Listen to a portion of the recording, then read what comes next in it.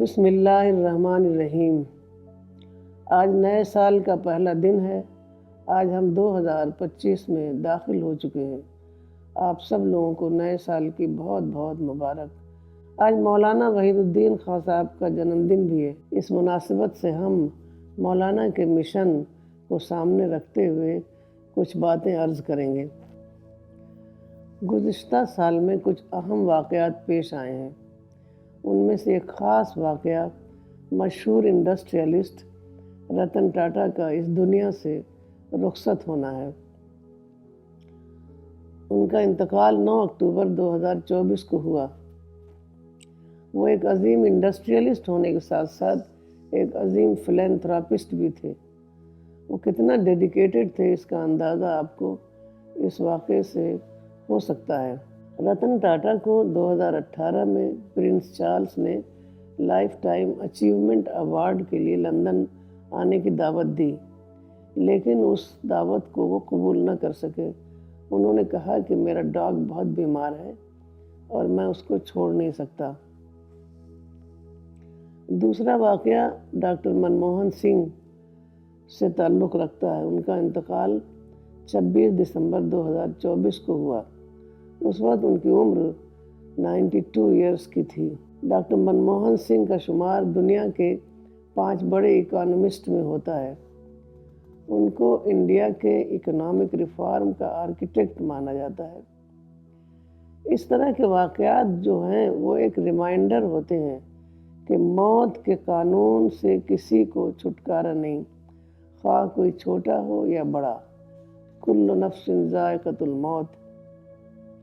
لیکن بڑی عجیب بات ہے کہ لوگ ہر لمحہ اس دنیا سے اس دنیا کی طرف جا رہے ہیں جس کے لیے انہوں نے کوئی تیاری نہیں کی۔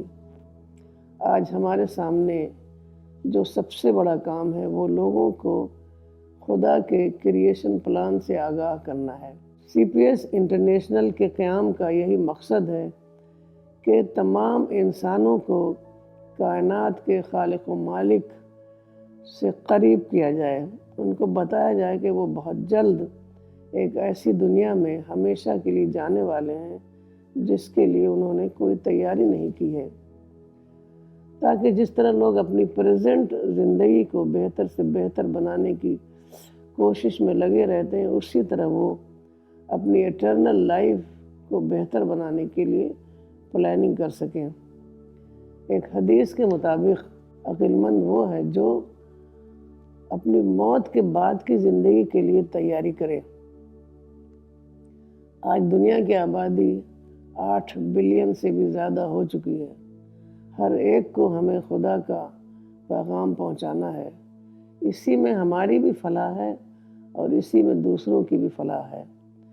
ایک حدیث کے مطابق جنت میں ہمیں انٹری جب ہی ملے گی جب ہم دوسروں کو جنت کا راستہ دکھائیں۔ میں دوبارہ سے مولانا کی ایک آخری ڈسکوری کو آپ کو ریمائنڈ کروں گی۔ مولانا کا کہنا تھا کہ ہمیں اسی دنیا میں ایک پازیٹیو پرسنالٹی کو ڈیولپ کرنا ہے، یہاں تک کہ جب ہم اس دنیا سے رخصت ہوں تو ہمارے دل میں ایک ذرہ برابر بھی نیگیٹیوٹی نہ ہو۔ یہی دنیا اور آخرت کی کامیابی کا راز ہے۔ یہی بات قرآن میں ان الفاظ میں آئی ہے کہ جنت میں وہی لوگ داخل ہوں گے جنہوں نے اپنا تزکیہ نفس کر لیا ہو۔ ذالک جزاء من تزکیٰ۔ اسی پیوریفائڈ پرسنالٹی کو مولانا پازیٹیو پرسنالٹی کہتے تھے۔ اللہ تعالیٰ سے دعا ہے کہ وہ ہمیں پازیٹیو پرسنالٹی ڈیولپ کرنے کی توفیق عطا فرمائے تاکہ ہمیں خدا کے پڑوس جنت میں جگہ ملے۔ وآخر دعوانا ان الحمد للہ رب العالمین۔